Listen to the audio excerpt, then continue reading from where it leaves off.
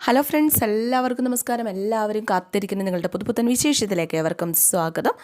അപ്പോൾ നമുക്ക് ഇന്നത്തെ ഗീതുവിൻ്റെയും ഗോവിന്ദിൻ്റെയും വിശേഷത്തിലേക്ക് പോകാം. എല്ലാവർക്കും ഇന്നത്തെ ദിവസം അടിപൊളിയാവട്ടെ എന്ന് ആശംസിക്കുകയാണ് കേട്ടോ. അപ്പോൾ നമ്മുടെ ഗീതു നന്ദി പറയാനായിട്ട്, കിഷോറിനെ ചവിട്ടി തേക്കാനായിട്ട് സഹായിച്ചതിന് നന്ദി പറയാനായിട്ട് ഗോവിന്ദിൻ്റെ അരികിലേക്ക് വരികയാണ്. ഗോവിന്ദ് ഫോണൊക്കെ ചെയ്തുകൊണ്ട് ഇങ്ങനെ ഇരിക്കുകയാണ്. അപ്പോൾ എനിക്ക് സാറിൻ്റെ സഹായം കൊണ്ടാണ് ഇത്രയധികം സാധിച്ചത്, അതിനെത്ര നന്ദി പറഞ്ഞാലും മതിയാവില്ല സാർ എന്നൊക്കെ പറഞ്ഞു കഴിഞ്ഞപ്പോഴേക്ക് ഇവരുടെ സംസാരമൊക്കെ കേട്ടുകൊണ്ട് നമ്മുടെ രാധികമാം അങ്ങോട്ടേക്ക് വരികയാണ്. അപ്പോൾ ഗീതിനോട് ഗോവിന്ദ് ചോദിച്ചു, അല്ല കണ്ണേട്ടൻ വിളി മാറി ഇപ്പോൾ വീണ്ടും സാറായോ? നന്ദിയൊന്നും നീ പറയുമൊന്നും വേണ്ട, നിൻ്റെ നാടകം തുടരട്ടെ. ഇതൊക്കെ കേട്ട് രാധികമ്മ പുഞ്ചിരിച്ചുകൊണ്ട് മാറി നിൽക്കൊക്കെ എല്ലാം കേട്ടോണ്ട്, അല്ല നിൻ്റെ അടുത്ത നാടകം എന്താ ഇതാണോ? എന്നെന്നും കണ്ണേട്ടൻ്റെ എന്ന സംഗീത നൃത്ത ബാലയ്ക്ക് ശേഷം ഗീതാഞ്ജലി തിയേറ്റേഴ്സ് അഭിമാനപൂർവ്വം അവതരിപ്പിക്കുന്നു സാറിനോട് നന്ദി എന്ന പുതുപുത്തൻ സൗഹൃദ നാടകം എന്നൊക്കെ ഇങ്ങനെ പറയുക കേട്ടോ. അപ്പോൾ ഇതൊക്കെ കേട്ട് നമ്മുടെ രാധികാമ്മ ഇങ്ങനെ പുഞ്ചിരിച്ചുകൊണ്ട് ഇങ്ങനെ നിൽക്കുകയാണ്. ഗീത ഒന്നും മിണ്ടുന്നില്ല. സാർ എന്ത് പറഞ്ഞാലും കേൾക്കാൻ ഞാൻ ബാധ്യസ്ഥയാണ്, എന്നാലും എന്നോടുള്ള പഴയ സൗഹൃദം സാറിൻ്റെ ഉള്ളിലുണ്ട് എന്നെനിക്ക് മനസ്സിലായി. അതുകൊണ്ടാണല്ലോ കിഷോറിനോട് ഇങ്ങനെ എനിക്ക് പ്രതികാരം വീട്ടാനുള്ള വഴിയൊരുക്കി തന്നത്. അപ്പോഴേക്കും ഗോവിന്ദ് പറഞ്ഞു, അവിടെ നിനക്ക് തെറ്റി. ചതി ആര് ചെയ്താലും പൊറുക്കാത്തവനാണ് ഈ ഗോവിന്ദ് മാധവ്. കിഷോറിനെ തകർക്കാൻ നിന്നെ ഒരു ടൂളാക്കുന്നത് അവനോട് എനിക്കുള്ള കലിപ്പ് തീർക്കാൻ വേണ്ടിയിട്ടാണ്, അല്ലാതെ നിന്നെ സഹായിക്കാനല്ല. അപ്പോൾ ആ കലിപ്പ് വന്നത് എന്നോടുള്ള സൗഹൃദത്തിൽ നിന്നല്ലേ എന്ന് ചോദിച്ചു കഴിഞ്ഞപ്പോഴേക്കും, അല്ല നിന്നെ എൻ്റെ തലയെ കെട്ടി വെച്ചതല്ലേ, അതാണ് എനിക്ക് അവനോടുള്ള ഏറ്റവും വലിയ കലി എന്നൊക്കെ പറയുകയാണ്. അവൻ ചെയ്തതുപോലെ എനിക്ക് വേറൊരുത്തിയുടെ കഴുത്തിൽ താലി കെട്ടി നിന്നെ ഒഴിവാക്കാൻ പറ്റില്ലല്ലോ, കോടതി കയറി ഇറങ്ങണ്ടേ. അപ്പോഴേക്കും ഗീതു പറഞ്ഞു, സാർ ഇത് വെറുതെ ജയിക്കാൻ വേണ്ടി പറയുന്നതെന്ന് എനിക്കറിയാം, നമ്മൾ നല്ല സുഹൃത്തുക്കൾ തന്നെയാണ്, അതിലൊരു മാറ്റവും ഇല്ല. നമ്മുടെ ഗോവിന്ദാണെങ്കിൽ ഗീതുവിനെ വഴക്കൂടാനായിട്ട് അഭിനയിക്കുക കേട്ടോ. ഗോവിന്ദ് അഭിനയിക്കുകയാണ് ഗീതുവിനോട് വഴക്കൂടുന്ന അല്ലെങ്കിൽ ദേഷ്യം ഉണ്ട് എന്ന രീതിയിൽ. എൻ്റെ ക്യാബിനിൽ വെച്ച് ഞാൻ എന്തൊക്കെ കിഷോറിനോട് ചെയ്യുന്നു എന്ന് സാറിന് അറിയണ്ടേ എന്ന് ചോദിച്ചപ്പോൾ വേണ്ട, എനിക്ക് പറയണം. അപ്പോഴേക്കും വേണ്ടാന്ന് പറഞ്ഞില്ലേ, എന്നാലും സാറിൻ്റെ ടൂളായിട്ടുള്ള ഞാൻ എങ്ങനെ കിഷോറിനെ തകർത്തു എന്ന് സാറിന് അറിയണ്ടേ എന്ന് ചോദിച്ചപ്പോഴേക്കും ഗോവിന്ദ് പറഞ്ഞു, അവിടെ നടന്ന കാര്യങ്ങളൊക്കെ CCTVയിലൂടെ ഞാൻ കണ്ടു. അപ്പോഴേക്കും ഗീതു ഞെട്ടി. ഓഹോ, അപ്പം കിഷോറിനെ ഞാൻ സഹായിക്കുന്നുണ്ടോയെന്നറിയണം, അതിന് വേണ്ടിയിട്ടാണ് നിങ്ങൾ അവനെ എൻ്റെ ക്യാബിലേക്ക് കൂട്ടിവിട്ടത്. അപ്പോൾ അനാവശ്യം പറയരുത് എന്ന് ഗോവിന്ദ് പറഞ്ഞു. അപ്പോൾ നിങ്ങൾ എൻ്റെ മേൽ സ്പൈ വർക്ക് ചെയ്തതല്ലേ അനാവശ്യം? ഞാൻ സ്പൈ വർക്ക് ചെയ്തിട്ടുണ്ടെങ്കിൽ അത് നിൻ്റെ കയ്യിലിരിപ്പോണ്ടാ. എൻ്റെ കയ്യിലിരിപ്പ് എന്താ കുഴപ്പം? നിൻ്റെ കുഴപ്പം മാത്രമേ ഉള്ളൂ. എന്നാ പറ, ഞാൻ കാട്ടിയ ഒരു കുഴപ്പമെങ്കിലും ഗോവിന്ദ് സാറിന് പറയാൻ പറ്റുമോ? അപ്പോഴേക്കും രാധയ്ക്ക് ഭയങ്കര സന്തോഷമായി. ഇവർ വീണ്ടും വഴക്കടിച്ചു തുടങ്ങി, ഇതിങ്ങനെ തന്നെ അങ്ങ് പോട്ടെ എന്നും പറഞ്ഞിട്ട് രാധികാമ്മ അന്നത്തെ ദിവസം സന്തോഷത്തോടെയും സമാധാനത്തോടെയും രാധികാമ്മയ്ക്ക് കിടന്നുറങ്ങാൻ പറ്റും. നമ്മുടെ ഗീതി ചോദിച്ചു, പറ, ഒരൊറ്റ കുഴപ്പമെങ്കിലും പറ. അപ്പോഴേക്കും ഗോവിന്ദ് പറഞ്ഞു, കിഷോറാണ് രഘുറാമങ്ങളുടെ മരുമകനെന്ന് നീ പറഞ്ഞോ, അത് വലിയ കുഴപ്പമല്ലേ, അതുകൊണ്ട് തന്നെയാണ് എനിക്ക് നിന്നെ സംശയം തോന്നിയത് എന്നും പറഞ്ഞിട്ട് ഗോവിന്ദ് പോകാനായിട്ട് തുടങ്ങി. അപ്പോൾ ഗീതു പറഞ്ഞു, അവിടെ നിന്നെ അങ്ങോട്ട്. ഞാൻ പറയാൻ തുടങ്ങിയപ്പോഴൊന്നും സമ്മതിച്ചില്ല. വൈകിയാണെങ്കിൽ ഞാൻ പറഞ്ഞതന്നെയല്ലേ നിങ്ങൾ ആ കാര്യം അറിഞ്ഞത്. അപ്പോഴേക്കും നമ്മുടെ രാധിക പറഞ്ഞു, സംഗതി കുഴപ്പമാകും. അവളുടെ മൊബൈൽ കാണിച്ചിട്ടുണ്ടെങ്കിൽ മെസ്സേജ് അയച്ച കാര്യം അറിയും. സ്വാഭാവികമായിട്ടും അത് ഡിലീറ്റ് ചെയ്തത് ഞാനാണെന്ന് അവന് തോന്നും. ഈ സംസാരം നീട്ടിക്കൊണ്ട് പോകാൻ പറ്റില്ല. ഗോവിന്ദ് പറഞ്ഞു, നീ കിഷോറിൻ്റെ കാര്യം എന്നോട് പറഞ്ഞിട്ടേ ഇല്ല എന്ന് പറഞ്ഞു കഴിഞ്ഞപ്പോഴേക്കും ഗീതു പറഞ്ഞു, ഞാൻ പറഞ്ഞു കള്ളം പറയുന്നോ? അപ്പോഴേക്കും രാധിക അങ്ങോട്ടേക്ക് ചെന്നു. എൻ്റെ പൊന്നോ, എന്തൊരു ബഹളം, വഴക്കും വക്കാണം. ഇത് തന്നെയാണ് ഞാൻ പറഞ്ഞത്, സമാധാനം കിട്ടാൻ വേണ്ടി, ബാക്കിയുള്ളവർക്കെങ്കിലും സമാധാനം കിട്ടാനോ ഗീതു ഇവിടുന്ന് താമസം മാറണമെന്ന് ഞാൻ പറഞ്ഞത്. കോടതി ഒരു തീരുമാനം എടുക്കുന്നത് വരെ നിങ്ങൾ എന്തിനാണ് ഈ കുടുംബത്തിൻ്റെ സൗകര്യം ഇങ്ങനെ കെടുത്താനായിട്ട് നിൽക്കുന്നത്? അപ്പോഴേക്കും ഗോവിന്ദ് പറഞ്ഞു, എൻ്റെ മുറി വന്ന് വഴക്കിട്ടത് ഇവളാ. നിങ്ങളുടെ രണ്ടുപേരുടെയും നന്മയ്ക്ക് വേണ്ടിയിട്ടാണ് ഞാൻ പറയുന്നത്, ദയവ് ചെയ്ത് ഗീതു ഇവിടുന്ന് താമസം മാറ്റണം എന്ന് പറഞ്ഞു. അപ്പോഴേക്കും നമ്മുടെ ഗീതു അന്തം വിട്ടിങ്ങനെ നിൽക്കുക. ഇത് അമ്മയുടെ അപേക്ഷയാണ് എന്ന് പറഞ്ഞിട്ട് രാധികാമ്മ ഇങ്ങനെ കൈകൂപ്പാണ്. അരുത്, അമ്മ എന്നെ നോക്കി കൈകൂപ്പരുത് എന്ന് പറഞ്ഞ് ഗീതുവിൻ്റെ അടുത്ത നാടകം. അമ്മയ്ക്ക് സ്വസ്ഥത വേണം എന്നൊക്കെ എനിക്കറിയാം, പക്ഷേ ഈ പ്രായത്തിൽ അമ്മ ഏറ്റവും കൂടുതൽ ആഗ്രഹിക്കുന്നത് മനസമാധാനമാണ്. അതും എനിക്കറിയാം. ഞാനതിനൊരു തടസ്സമാണ് എന്ന് എനിക്ക് ബോധ്യമായി. ഇപ്പം ഗീതു പൊക്കോളും എന്നാണ് നമ്മുടെ രാധികാമ്മ വിചാരിക്കുന്നത്. എവിടെ ഇത് പതുക്കെ അങ്ങ് നീങ്ങിയിട്ട് പറഞ്ഞു, ഞാൻ കാരണം അമ്മയുടെ ഉറക്കം പോലും നഷ്ടപ്പെട്ടു അല്ലേ? അപ്പോഴേക്കും രാധിക പറഞ്ഞു, അങ്ങനെയും ചില കാര്യങ്ങളൊക്കെ സംഭവിച്ചു. എന്നാൽ ഇനി ഞാനും അമ്മയും ഒരുമിച്ച് കഴിഞ്ഞാൽ ശരിയാകത്തില്ല അമ്മേ. ഇപ്പോൾ അവൾ പോകും. ഭയങ്കര സന്തോഷത്തിൽ രാധികാമ്മ ഇങ്ങനെ നിൽക്കുക. കണ്ണേട്ടൻ്റെ അഭിപ്രായവും അതുതന്നെയല്ലേ, ഞാനിവിടുന്ന് പോകണം എന്നല്ലേ. അപ്പോഴേക്കും നമ്മുടെ ഗോവിന്ദ് പറഞ്ഞു, ഇവള് കണ്ണേട്ട, മനസ്സിലിങ്ങനെ ഓർക്കുക, ഇവള് കണ്ണേട്ടാന്ന് വിളിച്ചു തുടങ്ങിയ എന്തോ പണി വരുന്നുണ്ടെന്ന അർത്ഥം. എന്താണാവോ അത്. അപ്പോൾ ഗീതി വെച്ച് കണ്ണേട്ടൻ എന്താ ഒന്നും മിണ്ടാത്ത, ഗോവിന്ദ് ഒന്നും മിണ്ടാതെ ഇങ്ങനെ നിൽക്കുക. അതിനർത്ഥം താമസം മാറ്റുന്നത് കണ്ണേട്ടനും ഇഷ്ടമാണെന്ന് തന്നെയല്ലേ. എന്നാൽ എത്രയും പെട്ടെന്ന് അത് നടക്കട്ടെ. അമ്മ ഉടനെ തന്നെ അങ്ങോട്ട് താമസം മാറ്റിക്കോ. പിന്നെ നമ്മൾ പൊളിക്കാനിട്ടിരിക്കുന്നൊരു വീടില്ലേ കണ്ണേട്ടാ, അമ്മ അങ്ങോട്ട് മാറിക്കോട്ടെ. നല്ല പ്രശാന്ത സുന്ദരമായ സ്ഥലമാണ്. പാമ്പുകളിൽ മാത്രം പേടിച്ചാൽ മതി, വേറെ ഒരു കുഴപ്പമില്ല. എടി എന്നെ കോട്ടുമുറ്റിലേക്ക് മാറ്റാൻ നീ കരുതണ്ടാടി. അങ്ങനെയാണെങ്കിൽ ഏതെങ്കിലും ആശ്രമത്തിലേക്ക് മാറ്റിയാലോ? നാമം ജപിച്ചിരിക്കുമ്പോൾ മനസ്സിന് കൂടുതൽ സമാധാനം കിട്ടും ഇല്ലേ? ദേ കണ്ണാ, ഇവളെ പറയുന്ന കേട്ട് നീ കണ്ണടച്ച് നിൽക്കുകയാണോ? അപ്പോഴേക്കും ഗീതു പറഞ്ഞു, ദേ കണ്ണേട്ട, കണ്ണേട്ടൻ്റെ അടുത്ത ഡയലോഗ് അമ്മയുടെ കൂടെ കണ്ണേട്ടനും ആശ്രമത്തിലേക്ക് പോകാമെന്നല്ലേ. അത് കേൾക്കാൻ എനിക്ക് ത്രാണിയില്ല കണ്ണേട്ടാ, അത് കേൾക്കാൻ എനിക്ക് ത്രാണിയില്ല. ഞാൻ പോയിട്ടേ ഭാര്യധർമ്മം അനുഷ്ഠിക്കാൻ പിന്നെ വരാട്ടാ എന്നൊക്കെ പറഞ്ഞിട്ട് ഗീതു മുറിയിലേക്ക് കയറിപ്പോയി. ഗോവിന്ദാണ് ഗീതുവിനെ എത്തി നോക്കിക്കൊണ്ട് നിൽക്കുക. എടാ, ഈ അഹങ്കാരി ഇനി നിനക്ക് വേണോ? അപ്പോൾ ഗോവിന്ദ് പറഞ്ഞു, വേണ്ടാന്ന് തീരുമാനിച്ചതല്ലേ, ആ തീരുമാനത്തിൽ ഒരു മാറ്റവും ഇല്ല എന്നും പറഞ്ഞു ഗോവിന്ദ്. ഇത് നേരെ തൻ്റെ റൂമിലേക്ക് കയറി ചെന്നേ. ആ റൂമിലെ കണ്ണാടിയിലെ പ്രതിബിംബത്തിലേക്ക്, തൻ്റെ തന്നെ പ്രതിബിംബത്തിലേക്ക് ഇങ്ങനെ തന്നെ ഇങ്ങനെ നോക്കി നിൽക്കുക ഗീതു, കണ്ണാടിയിൽ നോക്കിയിട്ട്. എന്നിട്ട് പതുക്കെ ചിരിക്കുകയാണേ. എന്നും പറഞ്ഞിട്ട് വെറുതെ കണ്ണേട്ടനോട് വഴക്കിടണ്ടായിരുന്നു അല്ലേ. അപ്പോഴേക്കും വേറൊരു മനസാക്ഷി വന്നു. ഇതെന്താ, എന്നു മുതലാണ് നീ ഇങ്ങനെ ഹൃദയത്തിൽ തൊട്ട് വിളിക്കാൻ തുടങ്ങിയത്? എൻ്റെ പൊന്നോ, ഇനി അതിനുള്ളിൽ കോണസ്റ്റ് കണ്ടുപിടിക്കാൻ ഇങ്ങനെ ചകഞ്ഞ് ചോദിക്കണ്ട. കണ്ണേട്ടെന്ന് വിളിക്കാൻ ഒരു സുഖമില്ലേ, നല്ലൊരു സുഖം. ഓമനിക്കാൻ തോന്നുന്ന ഒരു പേര്. അപ്പം ഓമനിക്കാൻ വേണ്ടിയിട്ടുള്ള ഭാവമാണല്ലേ. ഓമനിച്ചോ? അല്ല, ഇതൊക്കെ എവിടെ ഒതുക്കി വെച്ചിരിക്കുകയായിരുന്നു ഇത്ര നാളും ഈ ഓമനത്വമൊക്കെ. അപ്പോഴേക്കും യഥാർത്ഥ ഗീതു പറഞ്ഞു, ഇതാ കുഴപ്പം. ഞാൻ നാവ് വഴിച്ച് എന്തെങ്കിലും പറഞ്ഞു പോയാൽ ആദ്യം കയറി അങ്ങോട്ട് പിടിച്ചോണം. അല്ല, പേര് പോലെ ആളെ മനസ്സിൽ പിടിച്ചോന്നറിയാൻ വേണ്ടിയിട്ടാ എന്നും മനസാക്ഷി ചോദിക്കുകയാണ്. അപ്പോൾ ഗീതു പറഞ്ഞു, അതൊന്നുമില്ല. അതെ, അതെൻ്റെ കണ്ണി നോക്കി ഇങ്ങോട്ട് പറഞ്ഞേ. അപ്പോഴേക്കും നമ്മുടെ ഗീതുവിന് പറയാൻ പറ്റുന്നില്ല. ഗീതു അതൊക്കെ തലയും കൊനിച്ച് പിടിച്ചിങ്ങനെ നിൽക്കുകയാണ് കേട്ടോ. മനസ്സിലായി മോളെ, മനസ്സിലായി. അപ്പോഴേക്ക് യഥാർത്ഥ ഗീതു പറഞ്ഞു, ആവശ്യമില്ലാത്ത കാര്യങ്ങളൊന്നും ചിന്തിച്ചു കൂട്ടല്ലേ, എനിക്കൊരു കുഴപ്പം പറ്റിയിട്ടില്ല.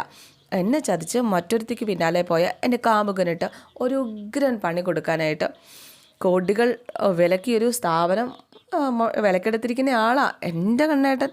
അപ്പോഴേക്കും മനസാക്ഷി ചോദിച്ചു, നിൻ്റെ കണ്ണേട്ടനോ? ഡേ ഇടയ്ക്ക് കയറാതെ പറയുന്ന അങ്ങോട്ട് കേട്ടെ എന്ന് ഗീതു പറഞ്ഞു. അങ്ങനെ ഞാൻ പോലും അറിയാതെ ആ വഞ്ചകനെ എൻ്റെ കാൽക്കീഴിലെത്തിച്ച ആ മനുഷ്യനെ കണ്ണേട്ടാന്ന് വിളിക്കുന്നതിൽ എന്താ തെറ്റ്? ഒരു തെറ്റുമില്ലല്ലോ എന്നൊക്കെ ചോദിച്ചു കഴിഞ്ഞപ്പോഴേക്കും മനസാക്ഷി പറഞ്ഞു, കണ്ണേട്ടൻ നിനക്ക് വേണ്ടി എന്തും ചെയ്യുന്ന കാര്യം നിനക്ക് ഉറപ്പായില്ലേ. അപ്പോഴേക്കും ഭയങ്കര നാണം നമ്മുടെ യഥാർത്ഥ ഗീതുവിന്. മനസാക്ഷിയും ഗീതുവും തമ്മിലുള്ള കോൺവെർസേഷൻ നടന്നുകൊണ്ടിരിക്കുകയാണ് കേട്ടോ. മനസാക്ഷി പറഞ്ഞു, നീ ഇപ്പോഴേ പഴയ ഗീതു അല്ല, നിന്നിലെ വലിയൊരു മാറ്റം സംഭവിച്ചു കഴിഞ്ഞു, വലിയൊരു മാറ്റം. നീയേ നിൻ്റെ കണ്ണേട്ടനെ, ഗോവിന്ദേട്ടനെ പ്രണയിക്കാൻ തുടങ്ങിയിരിക്കുന്നു. ഗീതു അന്തം വിട്ടിങ്ങനെ നിൽക്കുക. എന്തിനാ ഗീതു ഇനി ഒളിച്ചു കളി? നിൻ്റെ ഇഷ്ടം കണ്ണേട്ടൻ അറിയട്ടെ, അതല്ലേ നല്ലത്. അപ്പോഴേക്കും ഗീതു പറഞ്ഞു, അനാവശ്യം പറഞ്ഞാലുണ്ടല്ലോ, ഇടിച്ച് ഞാൻ പൊട്ടിച്ച് കളയും കണ്ണാടി. അപ്പോഴേക്കും മനസാക്ഷി നിന്ന് പൊട്ടിച്ചിരിക്കുക കേട്ടോ. അതെ, നീ ഇടിച്ച് പൊട്ടിക്കുന്നതേ നിന്നെ തന്നെയാണെന്ന് നീ അങ്ങോട്ട് ഓർത്തോ. പൊട്ടിച്ചെറുതെറുന്ന ഓരോ കഷ്ണങ്ങളിലും തെളിഞ്ഞു നിന്ന് ഞാൻ വീണ്ടും വീണ്ടും വീണ്ടും വിളിച്ചു പറയും നിൻ്റെ ഉള്ളിലെ സ്നേഹത്തെക്കുറിച്ച്, നിനക്ക് കണ്ണേട്ടനോടുള്ള പ്രണയത്തെക്കുറിച്ച്. നീ ഒരു കള്ളിയാണെന്ന് എല്ലാവരും അറിയും. അപ്പോഴേക്കും ഗീതു അയ്യോ എന്നും പറഞ്ഞിങ്ങനെ നിൽക്കുകയാണ്.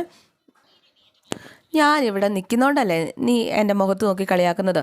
ഇനി നീ എൻ്റെ മനസ്സിരിപ്പ് വായിക്കണ്ട, പോയങ്ങോടാ എന്നൊക്കെ പറഞ്ഞ് മനസാക്ഷി അപ്രത്യക്ഷമാവുകയും, ഗീതു പറഞ്ഞപ്പോൾ മനസാക്ഷി അപ്രത്യക്ഷമാവുകയും ചെയ്തു. എന്തായാലും ഗീതുവിൻ്റെ തോന്നലായിരിക്കാമെന്ന് ഗീതു വെറുതെ ചിന്തിക്കുക. എന്തായാലും ഗീതുവിൻ്റെ ഉള്ളിലെ ഒരു പ്രണയം ഗീതു തിരിച്ചറിഞ്ഞ് കഴിഞ്ഞു എന്നുള്ള കാര്യം ഉറപ്പായി. കുറച്ച് കഴിഞ്ഞപ്പോഴത്തേക്ക് ഗീതു തന്നെ ചിന്തിക്കുക, അയ്യേ എനിക്ക് എന്താ സംഭവിക്കുന്നത്? രാധികാമ്മ പറഞ്ഞതുപോലെ ശരിക്കും എനിക്ക് വട്ടായോ? അതാണോ ഇങ്ങനെയൊക്കെ എനിക്ക് തോന്നണത്? ഹാ എന്ന് പറഞ്ഞാൽ കട്ടിലേക്ക് അങ്ങോട്ട് കിടന്ന് തലേനെയൊക്കെ എടുത്ത് കെട്ടിപ്പിടിച്ച് ഇങ്ങനെ ഓരോ കാര്യങ്ങളൊക്കെ ഇങ്ങനെ ആലോചിച്ച്, ഓരോ കാര്യങ്ങളല്ല, കണ്ണേട്ടനെ കുറിച്ച് ആലോചിച്ചുകൊണ്ട് ഇങ്ങനെ കിടക്കുക. ഇതേ സമയം നമ്മുടെ അവർണികയുടെ വീട്ടിലുണ്ടല്ലോ, അവർണികയാണെങ്കിൽ ഈ എ സിക്കകത്തൊക്കെ വളർന്ന വെണ്ണല്ലേ, അന്നേരത്തേനും ഈ ഫാനൊന്നും ഒന്നാമത് ഇപ്പോഴത്തെ ഈ ഒരു ചൂട് ഫാനൊന്നും താങ്ങാനേ പറ്റുന്നില്ല. ഒന്നാമത് പഴയ വീട്, പഴഞ്ചൻ വീട്ടിനകത്ത് അങ്ങോട്ട് തിരിച്ചാലും ഇങ്ങോട്ട് തിരിച്ചാലൊക്കെ ഒരേ കാറ്റ് കിട്ടുന്ന ഇങ്ങനെ കടാന്ന് കറങ്ങുന്ന ഒരു ഫാനും ഉണ്ട്. ആ ഫാനിൻ്റെ ചോട്ടിൽ പോരിച്ചിട്ട് ഇങ്ങനെ വീശിക്കൊണ്ടിരിക്കുകയാണ് കേട്ടോ. അവളുടെ ആ ഒരു വെപ്രാളം കണ്ടറിയാം അവളുടെ അവസ്ഥ. ഇപ്പോഴത്തെ കേരളത്തിലുള്ള സകല മനുഷ്യരും അനുഭവിക്കുന്ന ഒരു അവസ്ഥയാണ്. ഫാനൊക്കെ എത്ര സ്പീഡിലിട്ടാലും എവിടെ ഒരു രക്ഷയില്ല, അമ്മാതിരി ചൂടാണ്. എന്തായാലും ഇതൊക്കെ കണ്ടുകൊണ്ട് നമ്മുടെ കിഷോർ അങ്ങോട്ട് വരികയാണ്. കിഷോറിൻ്റെ അമ്മ അങ്ങോട്ട് വരിക. ചൂട് സഹിക്കാൻ പറ്റുന്നില്ലേ, നമ്മുടെ റൂമിലെങ്കിലും ഒരു എ സി ഫിറ്റ് ചെയ്യണം എന്ന് പറഞ്ഞപ്പോഴേക്കും, അല്ല ഇത്രയും വലിയ സാമ്പത്തിക പ്രതിസന്ധി നിൽക്കുമ്പോൾ എ സി ഒക്കെ വേണം മോളെ. അപ്പോഴേക്കും അവർണിക പറഞ്ഞു, ഈ പ്രതിസന്ധിയെ ഞാനുണ്ടാക്കി വെച്ചതല്ല, അമ്മയുടെ മോനായിട്ട് വരുത്തി വെച്ചതാണ്. അമ്മ എന്താ അതൊക്കെ മറന്നു പോയോ? അമ്മയൊന്നും പറഞ്ഞില്ല. എന്തായാലും പറഞ്ഞിട്ട് വലിയ കാര്യമുണ്ടെന്ന് തോന്നുന്നില്ല. അമ്മ അങ്ങോട്ട് പോവാം. കിഷോറാണെങ്കിൽ ഇതൊന്നും അല്ല ശ്രദ്ധിക്കുന്നത്. കിഷോറിന് കലിപ്പാണ് കേട്ടോ, കട്ടക്കലിപ്പിൽ കിഷോർ ഇങ്ങനെ ഇരിക്കുക.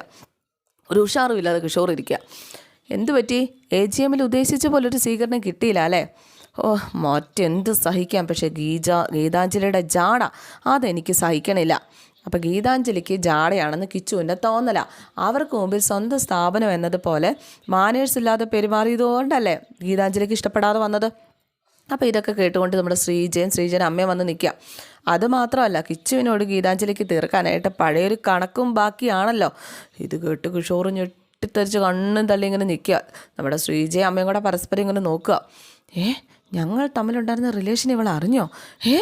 അപ്പോഴേക്കും അവരുടെ പറഞ്ഞു, കിച്ചു മറന്നാലും ബാംഗ്ലൂരിൽ വെച്ച് അവർ നിനക്ക് വേണ്ടി കാത്തിരുന്നത് ഗീതാഞ്ജലിയുടെ മനസ്സിൽ ഇപ്പോഴും കാണും. അതായിരുന്നോ എന്ന് കിഷോർ. അന്ന് കാണാൻ വരാതിരുന്നത് കിഷോറിൻ്റെ ജാട കൊണ്ടാണെന്നാണ് അവർ കരുതിയിരിക്കുന്നത്. പിന്നെ അവരെ പറഞ്ഞിട്ട് കാര്യമുണ്ടോ? അത് മനഃപൂർവ്വം അല്ല എന്ന് പറയത്തില്ലായിരുന്നോ? പറയാതെ തന്നെ കിച്ചു അത്തരത്തിലൊരാളല്ല എന്ന് ഗീതാഞ്ജലിക്ക് തോന്നണം. അതിനാദ്യം പ്രോജക്റ്റ് റിപ്പോർട്ട് പെർഫെക്റ്റ് ആയിട്ട് തയ്യാറാക്കി അവരെ ഏൽപ്പിക്കുക. ഗീതാഞ്ജലിയെ കൊണ്ട് ഗുഡ് എന്ന് പറയിപ്പിക്കണം. അവരുടെ മുമ്പിൽ തലയുയർത്തി പിടിച്ച് നിൽക്കാൻ ഇനി അത് മാത്രമേ ഒരു മാർഗമുള്ളൂ, വേറെ ഒരു മാർഗവും ഇല്ല. കിച്ചു അതാദ്യം മനസ്സിലാക്കുക. പ്രോജക്റ്റ് റിപ്പോർട്ട് തയ്യാറാക്കാൻ വേണമെങ്കിൽ ഞാൻ സഹായിക്കാം. എന്തെങ്കിലും സംശയം ഉണ്ടെങ്കിൽ എന്നോട് ചോദിച്ചാൽ മതി. അപ്പോഴേക്കും കിഷോർ പറഞ്ഞു, ഇപ്പം നീ എന്നെ വെറും സ്റ്റാഫായിട്ടാണല്ലേ കാണുന്നത്. ആയിക്കോ, പക്ഷേ ആരുടെ സഹായമില്ലാതെ തന്നെ ഗീതുവിനൊരു വാക്ക് പോലും തിരിച്ച് പറയാൻ കഴിയാത്ത രീതിയിലുള്ളൊരു പ്രോജക്റ്റ് റിപ്പോർട്ട് ഞാൻ നാളെ തന്നെ കൊടുക്കും, നോക്കിക്കോ എന്ന് ഭയങ്കര കോൺഫിഡൻസോടെ അവിടെ ഗീതു കാത്തിരിക്കുകയാണ്. അപ്പോഴേക്കും അവർണിക ചോദിച്ചു, ഗീതുവോ? ഏത് ഗീതു? പെട്ടെന്ന് നമ്മുടെ ഞെട്ടിയിട്ടോ കിഷോർ. ഗീതു അല്ല, ഗീതാഞ്ജലി. അല്ല, പെട്ടെന്ന് ഇവിടെ എന്നാ ഈ ഒരു ഗീതു കയറി വന്നത്? എന്ന് അവർണിക ചോദിച്ചപ്പോഴേക്കും, അതെൻ്റെ ഫ്രണ്ടിൻ്റെ പേര് ഗീതു എന്നാ. ഏത് ഫ്രണ്ട്? വെറും ഫ്രണ്ടോ അതോ പഴയ ക്രഷു വല്ലതും ആണോ? അപ്പോഴേക്കും കിഷോർ പറഞ്ഞു, ഫ്രണ്ടെന്ന് പറഞ്ഞാൽ വെറും ഒരു ഫ്രണ്ട് മാത്രം, അത്രയേ ഉള്ളൂ, ഗീതു എന്നാ. എനിക്കൊരു പെണ്ണിനോട് മാത്രമേ ക്രഷ് തോന്നിയിട്ടുള്ളൂ. അത് നീയാ. അങ്ങനെ ഒരു ഉറപ്പുള്ളത് കൊണ്ടാണ് എല്ലാ നഷ്ടങ്ങളും സഹിച്ചേ ഞാൻ നിന്നെ ഇങ്ങോട്ടേക്ക് വീണ്ടെടുത്തത്. കിഷോർ തലയും കുനിച്ച് പിടിച്ചിരിക്കുക. ബാക്കി എല്ലാ ദുർഗുണങ്ങളും ആവശ്യത്തിനുണ്ടല്ലോ. പെണ്ണ് കേസോ പ്രേമോ ഒന്നും ഇല്ല എന്നുള്ളതാണ് നിൻ്റെ ഏക ക്വാളിറ്റി. അങ്ങനെ എന്തെങ്കിലും ഉണ്ടെന്ന് അറിഞ്ഞാൽ പിന്നെ എൻ്റെ മറ്റൊരു മുഖമായിരിക്കും നീ കാണേണ്ടി വരുന്നത്. കിഷോർ ആവിയായി പോയി എന്ന് പറഞ്ഞാൽ മതിയല്ലോ. കിഷോർ അന്തം വിട്ടിങ്ങനെ ഇരിക്കുക. നമ്മുടെ ശ്രീജയുടെ അമ്മ അന്നേരത്തിന് കിഷോറിൻ്റെ അമ്മ ഇടയ്ക്കോട്ട് വന്നു. മതി സംസാരിച്ചത്, രണ്ടുപേരും വന്ന് ഭക്ഷണം കഴിക്കുക. ഞങ്ങൾ സംസാരിക്കുന്നതിനിടെ കയറാൻ നിങ്ങളോടാരാ പറഞ്ഞേ എന്ന് ചോദിച്ചാൽ അവർണിക തള്ളയോട് തട്ടിക്കയറുവാണ്. ഇപ്പം ആരെങ്കിലും ക്ഷണിച്ചോ? വിശക്കുമ്പോൾ വന്നങ്ങോട്ട് കഴിച്ചോളും എന്നും പറഞ്ഞിട്ട് ഒരു മാനേഴ്സില്ലാത്ത ജന്മം. ഈ വീട് കണ്ടപ്പോഴേ ഞാൻ പറഞ്ഞതല്ലേ ഇവിടെ നമുക്കൊരു പ്രൈവസി കിട്ടില്ല എന്ന്. അപ്പോൾ കിഷോർ പറഞ്ഞു, ഞാൻ വേറെ വീട് നോക്കുന്നുണ്ട്. പെട്ടെന്ന് വേണം. നീ കാരണമാണ് എല്ലാ സൗകര്യങ്ങളും എനിക്ക് നഷ്ടപ്പെട്ടത് എന്ന ഓർമ്മ നിനക്ക് ഉണ്ടാവണം. അപ്പോൾ കിഷോർ പറഞ്ഞു, എത്രയും പെട്ടെന്ന് ഞാനൊരു വീട് കണ്ടുപിടിക്കാം അവർണിക. മറ്റൊരു വീട് കണ്ടെത്തിയാലും സെർവൻറ്റിന് വെക്കാനൊന്നും പറ്റില്ല. അവർക്ക് കൂടി കൊടുക്കാനുള്ള വരുമാനവും ഇല്ല. അതായത് സെർവൻ്റായിട്ട് ഇവർ ചെല്ലണമെന്ന്. ജോലികൾ ചെയ്യാൻ ഇവരുള്ളത് കൊണ്ട് നമ്മുടെ സൗകര്യത്തിന് ഒരു വീട് കിട്ടുന്നത് വരെ നമുക്ക് ഇവിടെ തന്നെ കഴിയാം. ഇടയ്ക്ക് ശല്യപ്പെടുത്താതിരുന്നാൽ മതി എന്നൊക്കെ പറഞ്ഞ് ഇവരെ അങ്ങ് ഇടിച്ച് താഴ്ചി നാണം കെടുത്തു കേട്ടോ. കിഷോർ ഒന്നും മിണ്ടുന്നില്ല കേട്ടോ. ശ്രീജയുടെ അമ്മയും അതായത് കിഷോറിൻ്റെ അമ്മ ആകെ സങ്കടത്തിലങ്ങ് കയറിപ്പോവാണ്. പുറകെ നമ്മുടെ ശ്രീജയും കയറിപ്പോയി. ഇത് കഴിഞ്ഞപ്പോഴേക്കും നമ്മുടെ ഈ കിഷോറിൻ്റെ അമ്മ പോയി പുറത്ത് പോയിരുന്ന് ഭയങ്കര കരച്ചിലാട്ടോ, ഭയങ്കര കരച്ചിൽ. അപ്പോഴേക്കും നമ്മുടെ ശ്രീജ വന്നിട്ട് ചോദിച്ചു, അമ്മ എന്തിനാ കരയാൻ നിൽക്കുന്നത്, അതിൻ്റെ ആവശ്യം എന്താ, എന്നാലും ഒറ്റ മോനല്ലേ, അവൾ പറഞ്ഞു കേട്ടോടി, ഒന്നുമില്ലാത്ത ഒരവസ്ഥയിൽ അവൾ പറഞ്ഞത് കേട്ടോ എന്നൊക്കെ ചോദിച്ചു കഴിഞ്ഞപ്പോഴേക്കും അതെ ഒന്നുമില്ലാത്ത അവസ്ഥ, എന്നിട്ട് നമ്മുടെ പൊട്ടിപ്പാളീസായി നമ്മുടെ വീട്ടിൽ വന്ന് താമസിച്ചിട്ട് നമ്മളെ ഭരിക്കുന്നോ. അപ്പോൾ കിഷോർ കാണിച്ച അബദ്ധം കൊണ്ടല്ലേ നമ്മളിതൊക്കെ സഹിച്ചു കൊടുക്കേണ്ടി വരുന്നത്. ആ കിഷോറായിട്ട് ചെയ്തതിന് വേണമെങ്കിൽ അമ്മ സഹിച്ചോ, നമ്മൾ അവർണയിച്ചിട്ട് പണിക്കാരാണെന്ന് അഹങ്കാരമൊന്നും ഞാൻ സമ്മതിച്ചു കൊടുക്കത്തില്ല. അപ്പോഴേക്കൊന്ന് പതുക്കെ പറ, ആവർണിക്കുകയാണ് ഇത് കേട്ടാൽ പിന്നെ അത് മതി ഭൂകമ്പം ഉണ്ടാകാൻ. അപ്പോഴേക്കും അമ്മ ചോദിച്ചു, ഇനി എത്ര നാൾ അവളെ പേടിച്ച് ജീവിക്കും, തലയെടുത്ത് കഷത്തി വെച്ച് കൊടുത്ത് പോയില്ലേ എന്ന് കിഷോർ. അപ്പം ഞങ്ങൾ അവർണിച്ചിട്ട് വേലക്കാരിയാവണോ എന്ന് ചോദിച്ചപ്പോൾ കുറച്ച് നാളിങ്ങനെ നിൽക്കുക, പിന്നെ ഒരു പോം വഴി ഉണ്ടാകും. അപ്പോൾ ശ്രീജ പറഞ്ഞു, ഏട്ടൻ എന്ത് പറഞ്ഞാലും അവർണികച്ചിട്ട് അടിമയായിട്ട് നിൽക്കാനൊന്നും ഞങ്ങളെ കിട്ടത്തില്ല. നിങ്ങൾ അവളുടെ അടിമയായി പോകുമെന്നുള്ള വേവലാതി. ഞാനോ ഓൾറെഡി അവർണികയുടെയും ഗീതുവിൻ്റെയും അടിമയല്ലേ. വീട്ടിലെത്തിയ അവർണിക എന്നെ തട്ടിക്കളിക്കും, ഓഫീസിൽ ചെന്ന ഗീതുവിൻ്റെ പ്രതികാര നടപടികൾ. എൻ്റെ പൊന്നോ, അതിനിടെ കിടന്ന് ഞാൻ അനുഭവിക്കുന്ന ഗതികേട് നിങ്ങൾ ആരെങ്കിലും മനസ്സിലാക്കുന്നുണ്ടോ? എടാ മോനെ, ഇതിൽ നിന്നും മോചനം കിട്ടൂടാ എന്ന് അമ്മ ചോദിക്കുക. എപ്പോഴും ഒരാൾക്ക് കഷ്ടകാലം മാത്രമായിരിക്കില്ലല്ലോ അമ്മേ, ഈ അവസ്ഥയൊക്കെ മാറും. അപ്പോൾ ശ്രീജി ചോദിച്ചാൽ എങ്ങനെ, ഏട്ടൻ കാരണം നഷ്ടപ്പെടുത്തേണ്ടി വന്ന 250 കോടി രൂപയുടെ കാര്യമാണ് അവരുടെ ചേച്ചി എപ്പോഴും പറയുന്നത്. ഈ കടം വീട്ടാതെ ഏട്ടനൊരു മോചനം ഉണ്ടാവുമെന്ന് തോന്നണുണ്ടോ? ഒരു കാരണവശാലും ഏട്ടനൊരു മോചനം ഉണ്ടാവില്ല. 1 കോടി രൂപ എന്ന് പറഞ്ഞാൽ തന്നെ 100 ലക്ഷം രൂപയാണ്. അപ്പോൾ 250 കോടി എന്ന് പറഞ്ഞാൽ എത്ര ലക്ഷമാണ്? നീ ഒരു 10 ജന്മം നോക്കി ഈ കടം വീട്ടാൻ പറ്റുമോ മോനെ നിനക്ക്? ഇനി മരിക്കുന്നത് വരെ നീ നിൻ്റെ ഭാര്യയുടെ അച്ഛൻ്റെ അടിമ തന്നെയാണ് മോനെ, അത് തന്നെയാണ് നിൻ്റെ പേര്, അടിമയായിട്ട് ജീവിക്കുക. അപ്പോഴേക്ക് ശ്രീജ പറഞ്ഞു, ഏട്ടൻ്റെ അവസ്ഥയും ഇങ്ങനെയായി, പക്ഷെ ഞങ്ങളെ കൂടി അവർണിച്ചിട്ട് അടിമകളാക്കി മാറ്റലേ ഏട്ടാ. ഏതെങ്കിലും ടെക്സ്റ്റൈൽ ഷോപ്പിൽ ജോലി ചെയ്തോ, ഞാനും അമ്മ ഇവിടെ കഴിഞ്ഞോളാം, ദയവ് ചെയ്ത് ഏട്ടൻ ഭാര്യയും കൂട്ടെ വേറെ എവിടെയെങ്കിലും പോയി താമസിച്ചോ, ഞങ്ങൾക്ക് അടിമകളായിട്ട് നിൽക്കാനായിട്ട് പറ്റില്ല ഏട്ടാ, പറ്റില്ല എന്നും പറഞ്ഞ് ശ്രീജ. ഇതൊക്കെ കഴിഞ്ഞ് പിറ്റേ ദിവസമായി നമ്മുടെ വിജയലക്ഷ്മി പുതിയ വീട്ടിലേക്ക് താമസം മാറ്റുകയാണ്. അപ്പോൾ വിജയലക്ഷ്മി അങ്ങോട്ട് പോകുന്ന വഴിക്ക് കാറിലിരുന്നിട്ട് ഗീതുവിനെ വിളിക്കുക. ഗീതു ആണെങ്കിൽ ഒന്നും അറിയാത്ത പോലെ എന്താ മാം എന്നെ എന്തുണ്ട് വിശേഷം എന്നൊക്കെ ചോദിച്ചു കഴിഞ്ഞപ്പോഴേക്കും ഞാൻ പറഞ്ഞത് മറന്നോ, മാഡം ഇന്ന് അങ്ങോട്ട് പോകുന്നുണ്ട്, ഞാനും കൂടെ വരണം എന്നല്ലേ. ഞാൻ അവിടെ ചെന്നിട്ട് ലൊക്കേഷൻ അയച്ചു തരാം, എന്നിട്ട് നീ അങ്ങോട്ടേക്ക് വന്നാൽ മതി. ആയിക്കോട്ടെ, ഞാനിവിടെ വെയിറ്റ് ചെയ്യാം. മാത്രമല്ല നമ്മുടെ വിജയലക്ഷ്മിയുടെ കൂടെ സോഫ്റ്റ്വെയർ പഠിച്ച ആ ഒരു സാന്ദ്ര എന്ന് പറഞ്ഞ സോഫ്റ്റ്വെയറിൻ്റെ കാര്യങ്ങളൊക്കെ അറിയാവുന്ന സാന്ദ്ര എന്ന് പറഞ്ഞൊരു പെൺകുട്ടി കൂടിയുണ്ട് കേട്ടോ. നമ്മുടെ ഗീതുവിനെ സഹായിക്കാൻ ആ പ്രൊജക്റ്റ്, അതായത് വിശകലനം ചെയ്യാൻ, കിഷോർ കൊടുക്കുന്ന പ്രൊജക്റ്റ് വിശകലനം ചെയ്യാനുള്ളൊരു പെൺകുട്ടിയില്ലേ, ആ പെൺകുട്ടി കൂടിയുണ്ട്. അപ്പോൾ ആ പെൺകുട്ടിയുടെ വിജയലക്ഷ്മി കാര്യങ്ങളൊക്കെ പറഞ്ഞിങ്ങനെ മനസ്സിലാക്കിയിട്ടുണ്ട്. അങ്ങനെ നമ്മുടെ വിജയലക്ഷ്മി ചെമ്പകശ്ശേരി തറവാടിൻ്റെ മുറ്റത്ത് വന്ന് ഇറങ്ങിയിട്ട് ഒരുപാട് ഓർമ്മകൾ വിജയലക്ഷ്മിയുടെ മനസ്സിലേക്ക് വന്നത് കൊണ്ടാകാം ആ കണ്ണുകൾ ഇങ്ങനെ നിറയാണ്, ഒരു നെടുവീർപ്പോടെ ആ മുറ്റത്ത് ഇങ്ങനെ നിൽക്കുകയാണ്. അപ്പോൾ ഇന്നത്തെ എപ്പിസോഡ് ഇവിടെ അവസാനിക്കുകയാണ്. C Yogi, thank you.